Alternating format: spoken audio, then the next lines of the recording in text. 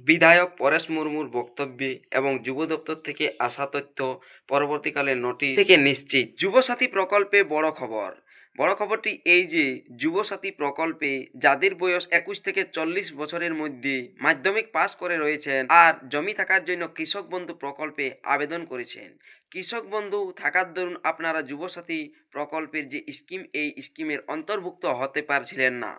এ নিয়ে সোশ্যাল মিডিয়ায় বিভিন্ন রকম ঝড় তোলা হয়েছিল। নবান্নে বিশেষ বৈঠক করে আলোচনার পর নিশ্চিত করা হয়েছে কৃষক বন্ধু প্রকল্পের যারা ভাতা পান তারা যুবসাথী প্রকল্পেও আবেদন করতে পারবেন। তো কৃষক বন্ধু প্রকল্পের যে ভাতা সেটি কোনো মাসিক ভাতা নয়, বছরে দুবার দেওয়া হয়। সেজন্যই যাদের কৃষক বন্ধুতে নাম রয়েছে যুবসাথীতে আবেদন করতে পারবেন। তবে এক্ষেত্রে যে ফর্মটি রয়েছে যুবসাথীর, সেটিতে একটি দিক রয়েছে ইয়েস আর নো, সেটা আমি অবশ্য আপনাদেরকে দেখাবো যে ওগুলোর কোনটাতে টিক দেবেন। আর একটি বিশেষ কথা, যারা যুবসাথী প্রকল্পে আবেদন করছেন, এমনকি সেই ক্যাম্পে আবেদন হচ্ছে ভূমিহীন কৃষক বন্ধু।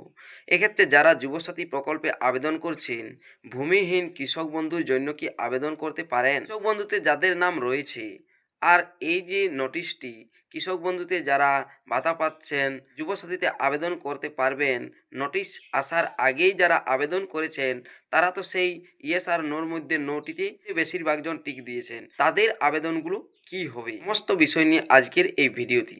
এর জন্য অবশ্যই ভিডিওটি শেষ পর্যন্ত দেখুন।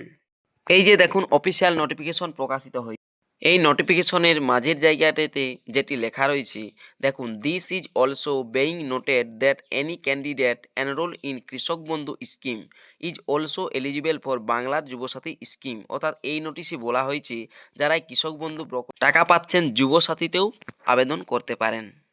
তবে যাদের কৃষক বন্ধু রয়েছে যখন ফর্ম ফিল আপ করবেন তখন এই যে জায়গাটি ফর্মের অন্য কোনো সরকারি সাহায্য পান কিনা রাজ্য সরকার প্রদত্ত শিক্ষাগত সুবিধা বা বৃত্তি ছাড়া এখানে ইয়েস উল্লেখ করবেন, আর নিচে যে যদি পান বিস্তারিত বিবরণের জায়গায় কৃষক বন্ধু লিখে দেবেন, এটা অবশ্যই করবেন। তবে যারা এর আগেই আবেদন করেছেন কৃষক বন্ধু প্রকল্পের যে টাকা সেটি পান আর তার নো টিক দিয়ে আবেদন করেছেন তাহাদের কি হবে? যারা যুবসাথী প্রকল্পে প্রথম দিকে যখন আবেদন করেছিলেন তখন দেখুন ফরমের মধ্যে 4 নম্বর অপশানটি ছিল না, অর্থাৎ আধার প্রমাণীকরণের যে এই ঘোষণা সেই জিনিসটি ছিল না।